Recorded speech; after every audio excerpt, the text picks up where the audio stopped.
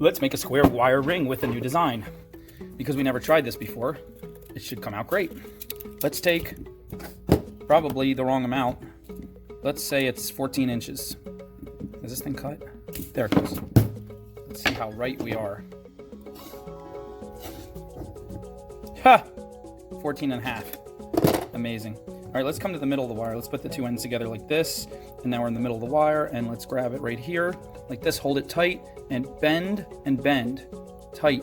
Bend around like that. See that? What is that? It's nonsense.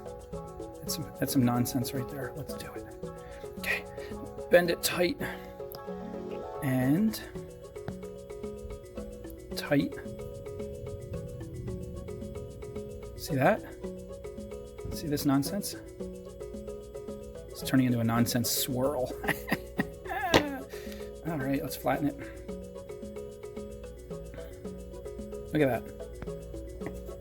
Let's see if we can get in there and tighten those little spots where it's not as tight as it is in other spots. A little bit, just enough. Now, flatten it again. Now, pull in these parts tighter. Ooh, now it's a nice tight spiral. Look at that. And we can still go tighter. Squeeze it from out here carefully. Good. You can make it a loose spiral too. It doesn't have to be tight. I like saying tight. Good. Pretty. Okay, now get your ring mandrel. Get the kind that's stepped if you can, like it has whole sections marked off. But if not, just get any kind. It'll work. Or, just get a fat magic marker, like a highlighter or something. Whatever you have laying around. But it's rubbed off, but this is like size 7. That's the most common size. I'm going to do size 8 because sometimes it shrinks as I'm making it. So I'm going to put it up here. And, ooh, I just thought of something. I've never tried this before. I think I was going to put a little stone on there, like a bead. I think I'm going to do that before I do the rest of it, because that'll give me better access. Nah, I'm going to do it at the end. I'll show you why. So go up size 8, and we're pressing it tight against the mandrel, tight all the way around. And we're coming up on the diagonal opposite side, like that. See? Fun, right? And then we're going to come around, follow the spiral still, like this. Nice, right?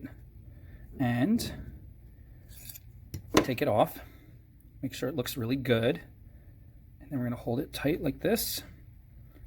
And so it doesn't lose its shape, we're going to carefully bend these guys through here. And we don't need that much, so we're going to cut off these ends because it'll be easier to get it through.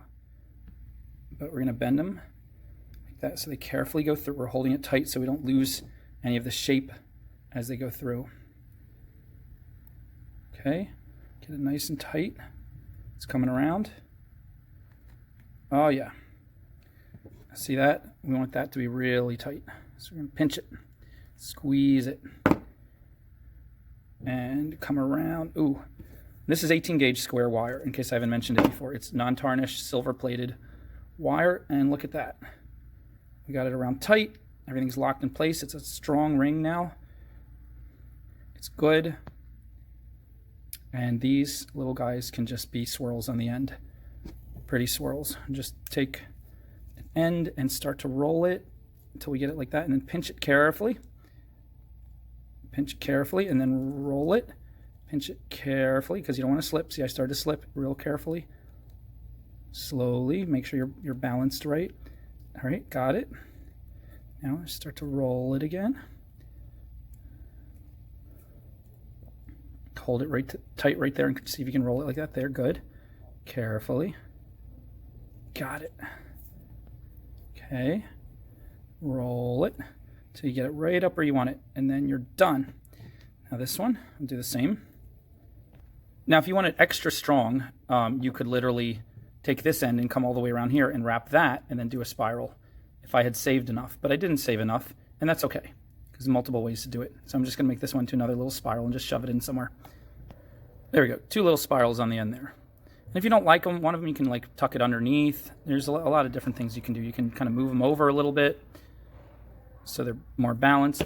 But now you want to make sure your ring didn't get wonked out of shape. So put it back on the mandrel, get it back to the size you want, press it from all directions. Get it nice and round. See, it's kind of making a sharp corner right in here where it's not totally round, if you can see that. You can kind of see it, right? Like that. So we want to squish that rounder as much as we can. Like all your pressure of your arm. Sometimes you can take the pliers like this and press them carefully so you don't slip. Like this. See if you can flatten it. Sometimes you can roll it on the table and press.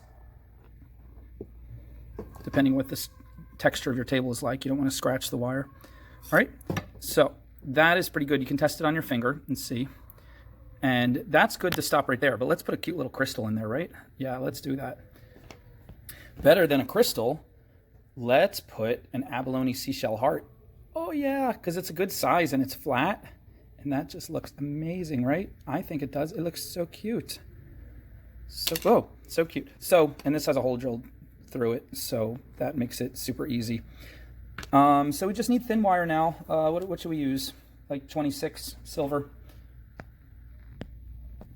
Here's some 28, that'll work. I'm just gonna take about 9 inches. Don't need too much. Thread it through the heart. Now, if you have a little stone you wanna put on top that's not drilled through, that's for another video. But you're gonna get it to the middle of the heart, and then we're gonna bend it down and down like this. And we're gonna take each of these ends and find a good place to put them in. Just figure out how we want the heart situated. Get the wire in there. Get in there, wire, be good. Stop playing around. There it is. Oh, it's already in. Okay. And we'll get this one in about right there. That'll work. Okay. Boom. Now, figure out where to wrap it to get it the tightest. So it's coming around here. I'm going to wrap it around that part right there. And I'm going to go through here again to get it really tight. Pull it like you're threading regular thread. Pull it real tight with the pliers till you feel it lock in. And I'm going to do this side. Just lock in my two sides before I do anything else.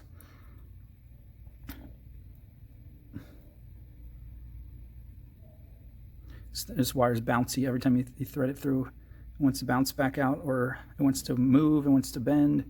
It's a little different than threading a needle and thread, like real thread, but it's a little bit similar too.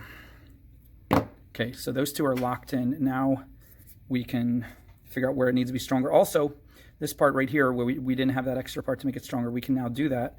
We can wrap it around here. And if you want, if you take a lot of it, you could thread it all the way around this double part, all the way around, and make that thicker and stronger. But you want to do it really, really, it's thin enough wire. You don't need to worry too much, but it's better if you do it really tight, and it'll take you a long time, because if you get it all the way around, it's really tight, it'll still be smooth for the finger. If you do it kind of spaced out, it could leave like little tiny lines on the finger if it's really tight and the person wears it all day. Okay, so take this one, put it through here again, and basically I'm just putting it wherever it needs to go now. I'm just making extra little strong connections.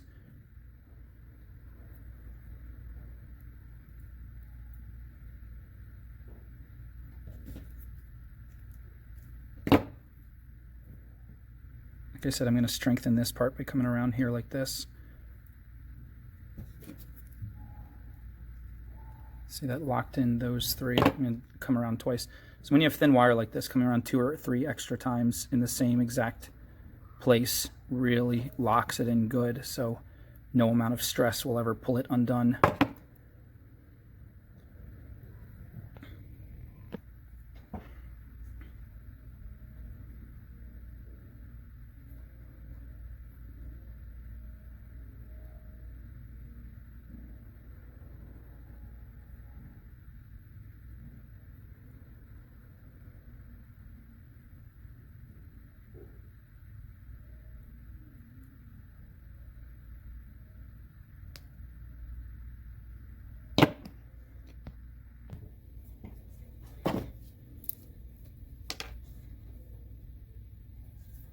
On right. Rub it off your fingers right away. It rubs off like Elmer's glue. It's not like super glue where it gets stuck to you. And it's not really good to keep it on your skin for more than a couple seconds. It's not good to breathe it too much either, so a tiny drop's not going to hurt, but don't use this stuff like crazy in a non-ventilated area.